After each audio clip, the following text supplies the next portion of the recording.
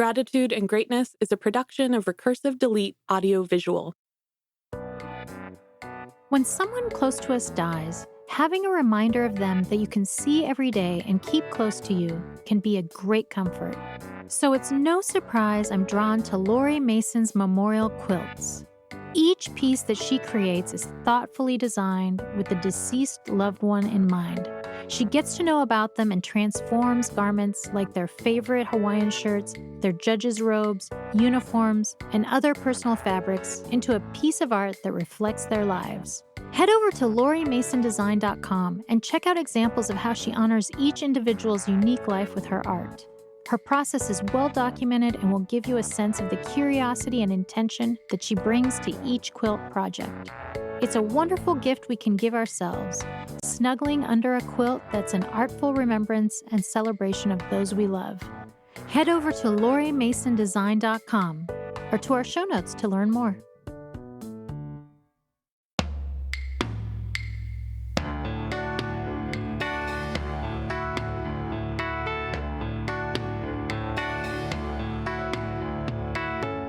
Grief, Gratitude, and Greatness explores the different ways we grieve, the gratitude that allows us to persevere, and the greatness we discover along the way, one conversation at a time. I'm your host, Sarah Shaoul. The coronavirus has required that we make big changes in the way we live. We are collectively weathering this chaos on a global level. The virus has shown just how connected we are. Exercising self-quarantine may be one of the greatest exhibits of our collective humanity. From our homes, we pour through news reports, read about the amazing dedication of grocery and medical workers, and learn about flattening curves. We share a common feeling that life has changed, coupled with an uncertainty for how we will return to normal or what new normal will be. Each of us is missing our routines, commitments, weddings, birthday parties, funerals, and so much that we planned for.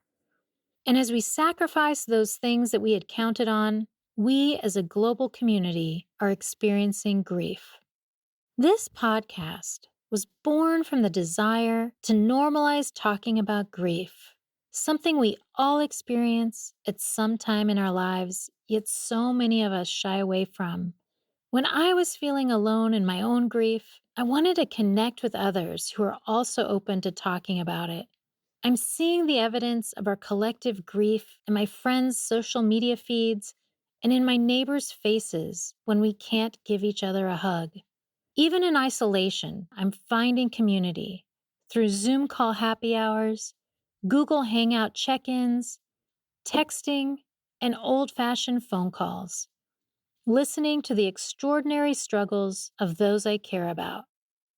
This episode features 3 individual stories of surviving, adapting, and grieving during the pandemic. I spoke to Seann, a music coordinator, Virginia, a science journalist, and Rene, a Portland restaurant owner. They share the pain and struggles of their unique experiences, and their stories are united by perseverance and determination. I speak to Seann McKeel about what it's like to undergo chemotherapy treatment for breast cancer while being separated from her closest relatives. We also discuss her work with the Children's Cancer Association music program, MyMusicRx. When I walk into the chemo appointments, a lot has changed at the hospital, but I've only been doing chemo for 2 weeks right now. So I guess I don't have the biggest point of reference what it was like before the isolation in the hospitals. But all of the books that I had read about chemo prep and, the hospital and everything that one goes through when they're diagnosed with breast cancer is like their number one thing to tell you is always take a buddy, a family member or friend to sit with you, especially during the initial couple of appointments, as they can be pretty intense. And because the hospital is letting no visitors in at all, I've been going solo. And when you walk into the hospital, there's a couple of folks there right before you even enter through the lobby in full face masks and head protection. And they smile at you, but they just hold a thermometer up to your neck to get a temperature to make sure that you're not running any sort of fever so that you can make it to point B. They've moved everything from the chemo lab down to the first floor where you actually check in and you don't touch anything. And then you're escorted by another sort of hazmat person in the elevator so you don't touch any of the buttons, and you're completely isolated and don't touch anything until you get into your chemo chair where they administer the drugs. And there again, all the poor nurses and staff are also in face masks and, headgear and those sorts of things. And, you can tell that they're smiling and trying to be comforting underneath all of their PPE, but it's a little jarring. Yeah, and you certainly do wish that there was somebody with you, and everybody's so far apart. All that I had read and my friends who've gone through the experience had always said, like, you develop a bit of camaraderie with the folks that are getting treatments at the same time with you. You can chat and sort of commiserate and share stories and experiences, but there's none of that since we're all so placed apart. So it's a little more isolating, I think, than, most folks that have gone through chemo in the past. I mean, not to mention that it's already a tough thing to do, and it's already kind of isolating, right? Yeah. For me, just kind of having been prepared the past few weeks through the staff and doctors and everything in the oncology unit, I think it was more jarring for my family, my sister especially, who, had envisioned herself taking the month or so off work anyway, just to be with me through the treatments. And for her not to be able to be there has been really, really difficult on her too, to, not be here through those things. That powerless feeling when somebody you love and care for so much, that inability to come into action for them. Yeah. It's one of the hardest things. Definitely my family. I was diagnosed mid-February before things got really serious with the pandemic, and I got together with my family, and everybody had envisioned sort of, going up to my mom's river cabin together when I was feeling up for the drive to get there, and sort of just hanging out by the river and being all together. And it's sort of changed what it looks like in terms of being able to see each other for sure, which is really kind of the most challenging part about it. So, and being apart from your family, including your own daughter. Yeah. You haven't seen your daughter in how long? She and her father have come by. They're on the other side of the fence when they come to visit, and I can't hold her, hug her, or anything. And it's pretty depressing, just because the weather hasn't been amazing, and so we just sort of sit there and nod at each other and like, what have you been up to? Nothing. How about you? Yeah, because she's a teenager, right? Yeah, she's a teenager, and she's just really isolated from her friends. And fortunately, we have technology, and she's able to FaceTime with them and keep up. But it's different. She just wants to hang out with them, and she just wants to be home with me and back to regular stuff. How long will it be before you guys can be together? Well, and what are the doctors saying?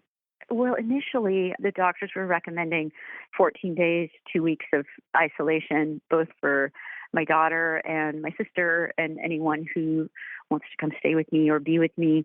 And that sort of seemed to change pretty radically at the hospital yesterday, with kind of more concrete information that they're coming out with of people being able to carry the virus for 3-4 weeks without showing any symptoms at all. So I was advised yesterday to wait another week, at least another 7 days before we try that again, which is, I just had to make those phone calls this morning to my daughter and my sister, who were not thrilled about it. But at the same time, of course, there's a huge degree of understanding that there's not much we can do.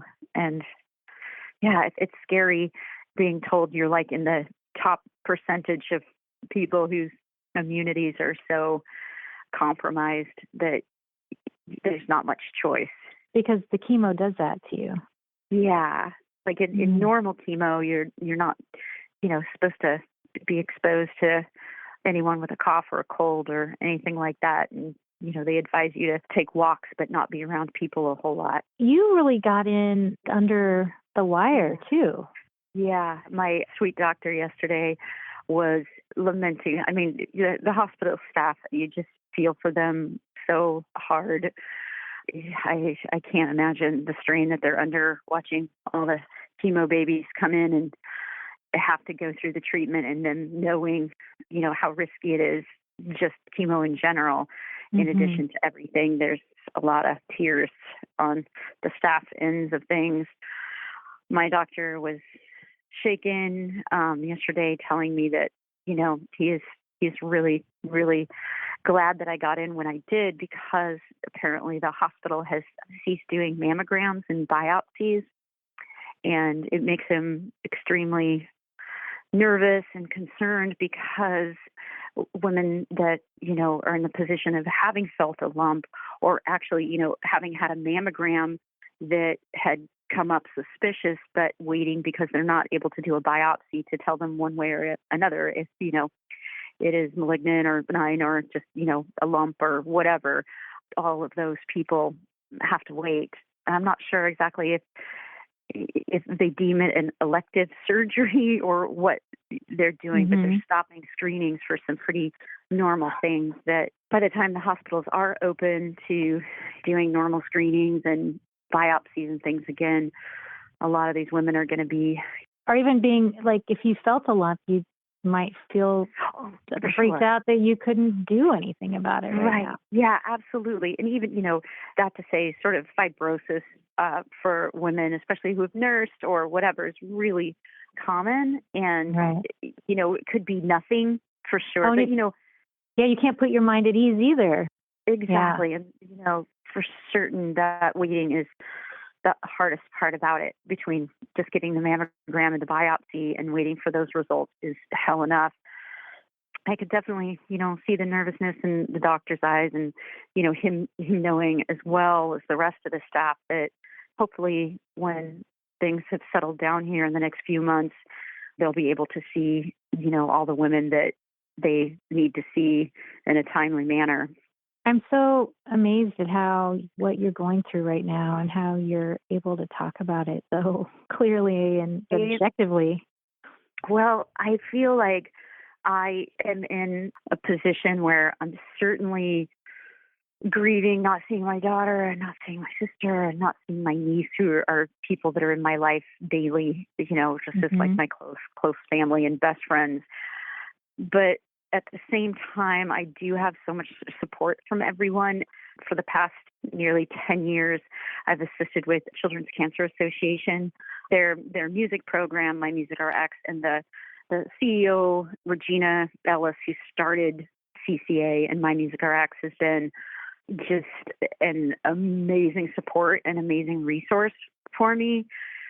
So I feel really, really fortunate in that way, that I do feel like I have some of the best support that you could probably get in Portland right now, just through my contacts there. And it does calm me, and it does make me a little bit more objective, just having worked in the program and kids facing terminal illnesses and cancer and their family, as well as other serious pediatric ailments. The world of cancer has been, nothing new to me. And having the diagnosis has certainly given me a pretty different perspective on the whole experience that is enriched me, 100-fold. My immediate response when I've had friends with a diagnosis has always been to be like, well, how can I help you? And that's such a nebulous thing. And it's even more nebulous now with the quarantine, because people can't do what I would normally do and what they would normally do, which is bring food baskets and come visit me and bring flowers and those sorts of things. And, those are cut off for the most part now.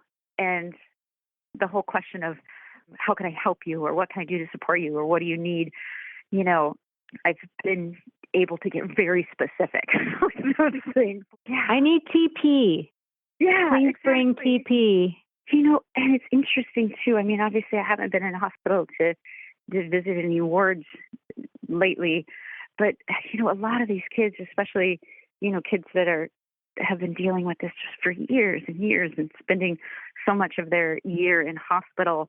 I don't know how it has affected like family members being in the room with them, but at the same time, in some ways it must feel, not to speak for them, but a little bit business as usual in that they are used to the beeping machines and nurses coming in and poking with them and prodding with them and all of those things, and maybe a lot more hazmat gear and everything with the nurses and doctors being in the room, but it probably doesn't feel that hugely different than it used to be.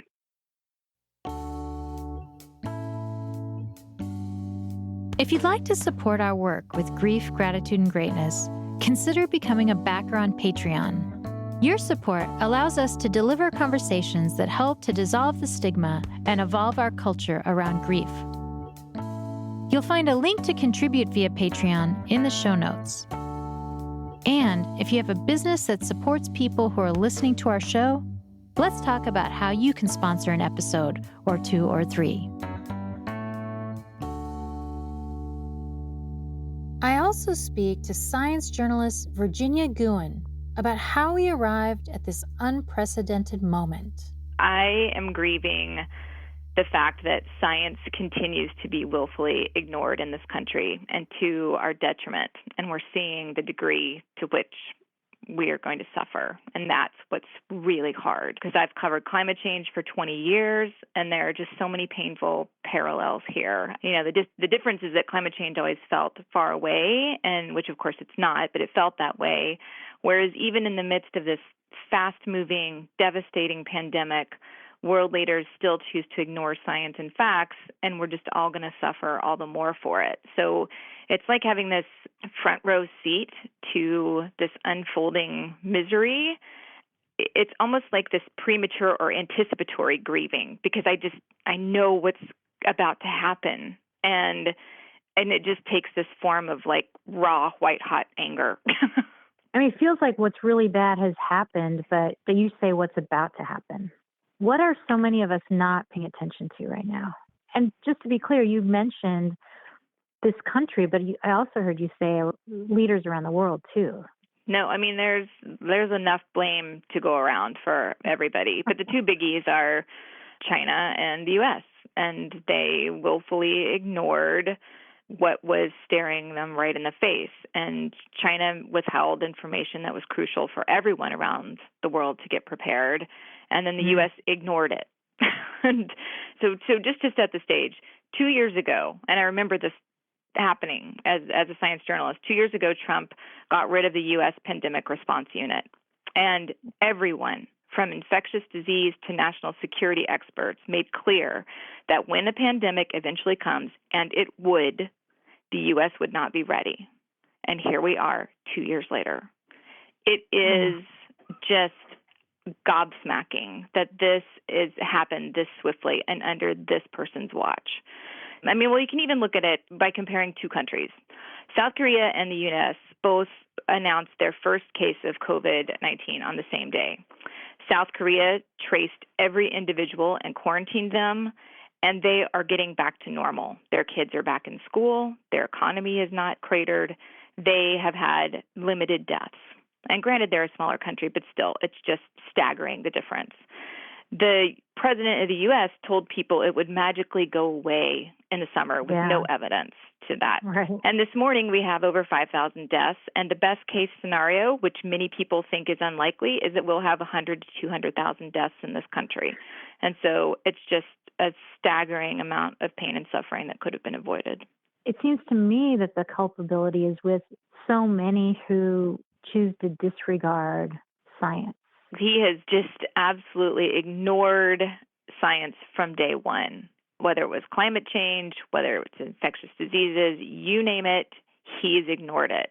And that sets the stage for why so many other people can just ignore it. I mean, the messaging is just, I'm going to go with my gut, or you know better than the scientists, or expertise is irrelevant. And that is something that a lot of people have taken hold of and seem to think that they know better now. You see all these people go to spring break in Mexico, probably taking the disease with them to Mexico and coming back with it. And so it's just tragic. It's absolutely tragic that in a country that put a man on the moon and used science and technology to build this economy over decades, now is almost borderline medieval in its disregard for it. What's driving you right now to report on this rather than just say, I give up? Two things. The medical professionals that are risking their lives, like her friend Mary, that's huge. And just to hold people accountable. Yeah. And then we have to use this as an opportunity to learn and to get back to a place where we heed reality and make decisions that protect people. I mean, I can't fathom that we can stay in this space any longer. Like something's got to change. Best case scenario, do you see this waking people up to science? Like, is this the wake-up call to science? I hope so. If there is a silver lining at all in any of this, it's the hope that now we understand on a level that we never could have otherwise. The life is different now. And we can take this as an opportunity to reevaluate our sense of risk and use what is now an urgent moment as an opportunity to take advantage of all that knowledge that's been gained over the last couple of decades and reshape society to lower risks not only of pandemics, but also of climate change and habitat destruction and all of the, setting the stage for the next pandemic. I mean, we can just kind of use this, hopefully, as a way to make better decisions going forward. That brings me hope. I can't tell you how incredibly grateful I am.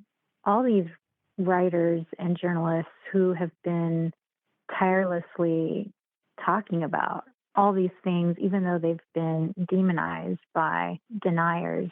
So I'm super grateful for what you're doing too. Yeah, I think we should be super grateful we have Tony Fauci, who is getting death threats, has to increase his security because apparently we're still in this moment where speaking about truth and reality garners death threats. It's pretty terrifying. I loathe the term social distancing because right now we need each other so badly. I'm like, why is it that we are not calling it physical distancing? I agree with you, and I think the proliferation of Zoom happy hour speaks to why we do need each other so much right now, and that we should call it physical distancing. So I agree with you that we need to rework that. It's not like this is a couple weeks, couple months, and we're done. I mean, What is it going to be like until a vaccine is available?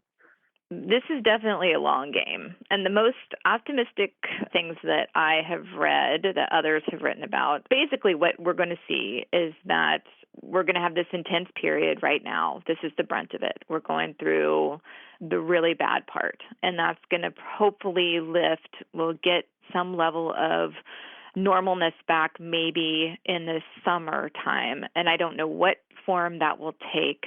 But what is apparent is that we'll see periods of where we can kind of start to come together. The restrictions on gatherings will be relaxed to a degree, and then we'll be monitoring ICU visits. And so as soon as we start to see spikes, everyone's going to have to physically distance again. And that could happen 3 to 4 times over the next year, and that's the most optimistic time frame with which we could get a vaccine in place. And so it's going to be a lot of communication and management of not overwhelming the hospital system. That is going to be these periods of spikes where, as soon as we start to see a lot of cases start to take off, then everyone's going to have to separate again.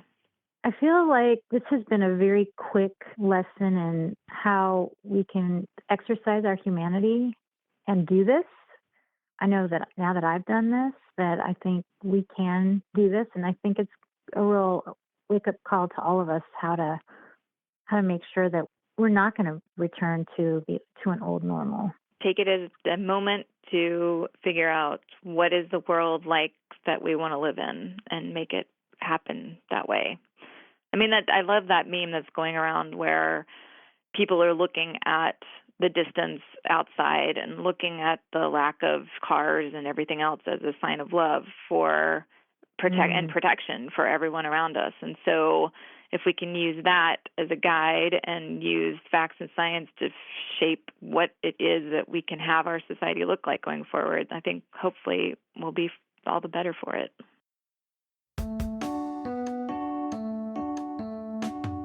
We hope you're enjoying this episode of Grief, Gratitude, and Greatness. Have you told your friends about us yet?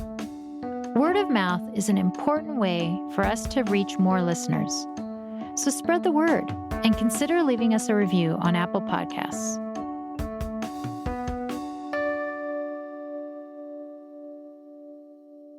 Lastly, I speak to Rene Gorham about making difficult choices as a business owner.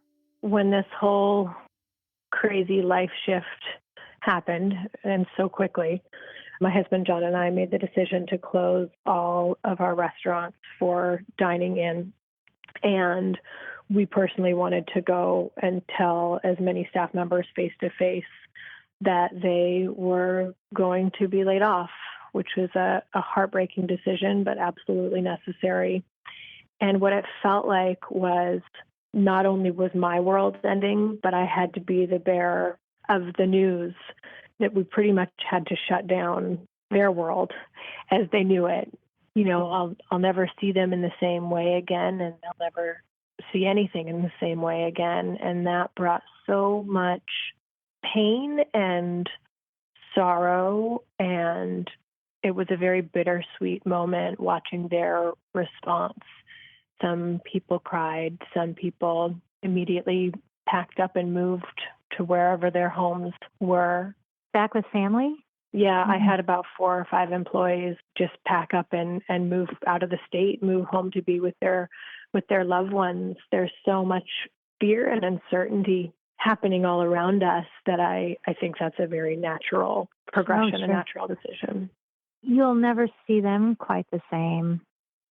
What I mean by that is everybody's perspective just took a major relaunch. And I think perspective is so important, especially when, for myself, I see what I offer, employment and knowledge and a lifestyle that we've all become really accustomed to. The restaurant industry is so much like a family that when you tell your family that you're breaking up for the temporary time, it feels like a breakup. It's like a stab in the heart. And so as I have been their financial lifeline, you know, their response, of course, is to not blame me. Of course, they understand that this was a decision that had to be made, but they'll never see me the same because I just essentially told them that they're not going to get their paycheck and they're not going to come and serve our guests. And hopefully we'll have them all back. My goal is to certainly rehire every one of them back, but we just have so much fear and so much uncertainty. There's a great quote by C.S. Lewis. It says, "No one ever told me that grief felt so much like fear." And they really do go hand in hand. It's a heavy burden to carry. And that's, I think, what's so tough about a situation that you're in is, I mean, not only are you grieving what you've built and all this hard work that you've put in, but then it's not just caring for yourself and your own interests at this moment. It's also having this responsibility and caring for all these other people at the same time. I feel like I host my guests and I host my staff, and hosting them is just as important, if not more important. And then I also feel this great sense of loss for the industry, the restaurant industry as we know it, and how meaningful it is to so many people who connect around food and family and togetherness. And while our dining rooms are empty right now, my hope is that I can still share that feeling of connection and that hospitality with everybody that we're distanced from during this time. while you're grieving what's happened to the industry and your restaurant family and your business, I think it's safe to say that there's a whole heck of a lot of people out there that are grieving not being able to do that, to go out to eat and to go to their favorite restaurants and to connect with other people. The dining room table is symbolically where we all come together, right? Yeah, absolutely. That feeling of being in a crowded space with the hum of the dining room and the clanking of dishes, like I found myself over the last, few days really just missing that buzz, that energy, and that feeling of anonymity when you're in a room of strangers and feeling like you're a part of the whole and just kind of being present in that moment. I miss that so much. Maybe watching someone getting engaged or watching people celebrate an anniversary or birthday and kind of get to be like sort of this master of ceremony in a way.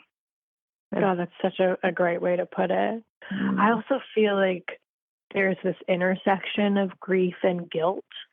We took for granted these celebratory moments, whether they were happy or sad moments. We get to witness people living their lives and sharing their lives with us while we host them. And I feel this little bit of guilt, like, why wasn't I more present with my daughter before this happened? Why wasn't I more present for my staff and my guests, or even for myself? I think, my response to grief is servant leadership. I want to share that love, and that's my defense mechanism. My natural survivor mentality comes out, and I'm feeling that a lot right now. But I also look back and have this guilt of, why didn't I do it better? Why wasn't I more prepared for this?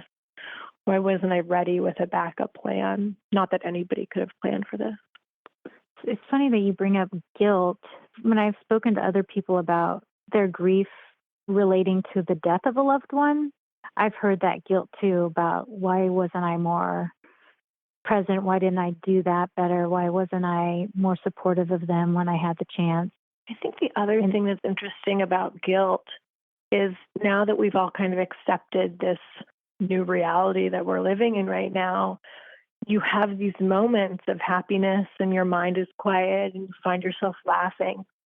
And then you immediately feel guilty, like, oh, I shouldn't be having these good feelings right now. We should not commiserate with each other. I think there's a big difference between compassion and commiserating. And I want to fall on the compassionate side. The difference between commiserating and compassion. I really like that.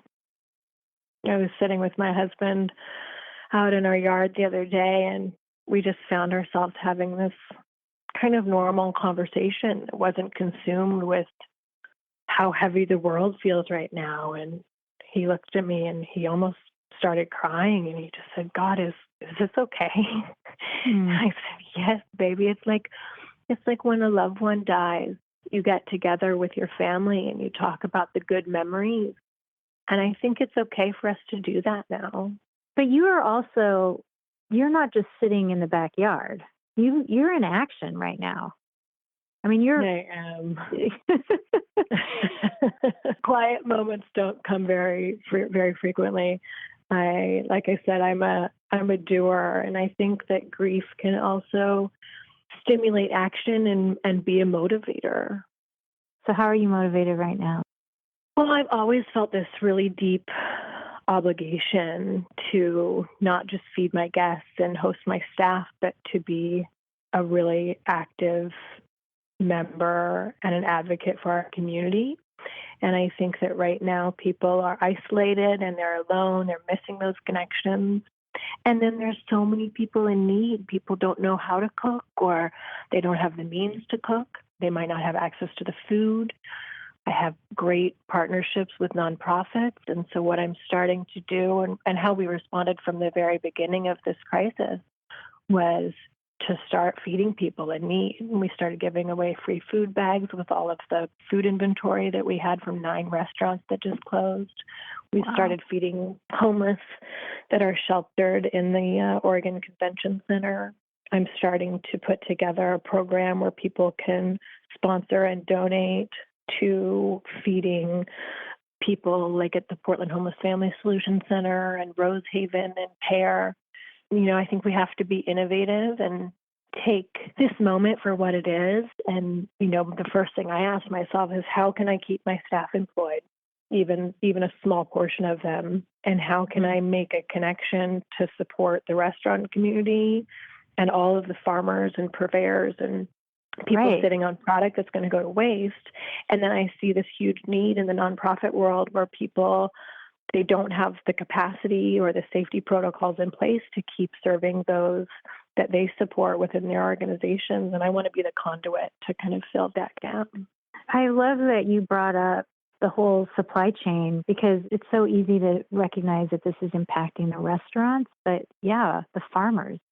In the restaurant industry, waste is like the worst possible scenario, And right now, I have a great sense of loss for any food that's being thrown away when there's so many people that need it. The farmers, the winemakers, the distillers, the brewers.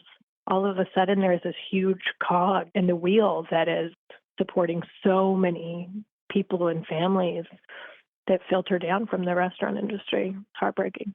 Well, I love that you didn't just say, okay, screw it, I'm going to go sit in my backyard. And I understand that is a totally realistic and plausible and understandable response for so many people.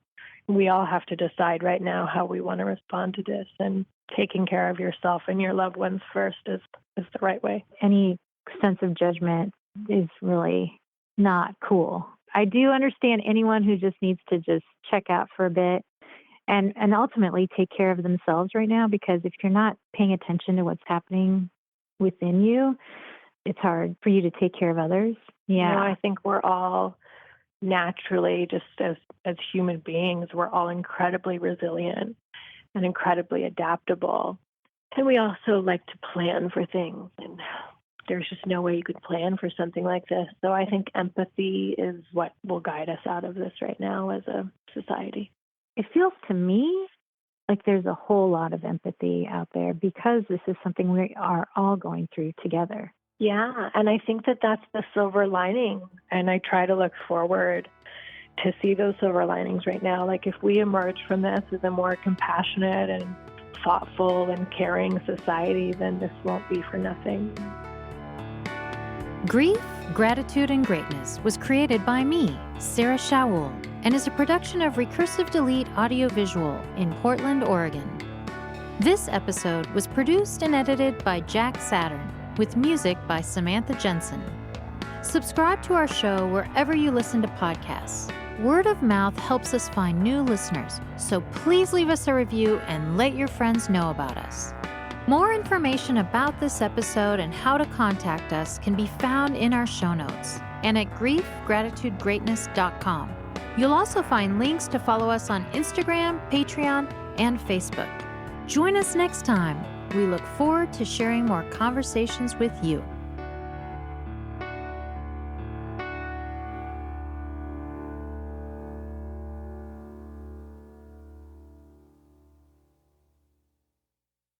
Sharing a meal with others is my favorite place to engage in deep, meaningful, and fun conversations. On the Four Top podcast, 3 thought leaders join host Catherine Cole for a fast-moving roundtable discussion of the hot-button topics in food and beverage. The show covers a wide array of topics from farming to fine dining. The Four Top is a James Beard and IACP award-winning national food and beverage podcast, presented by OPB for NPR One. Start listening now at thefourtop.org, Spotify, iTunes, or wherever you get your podcasts.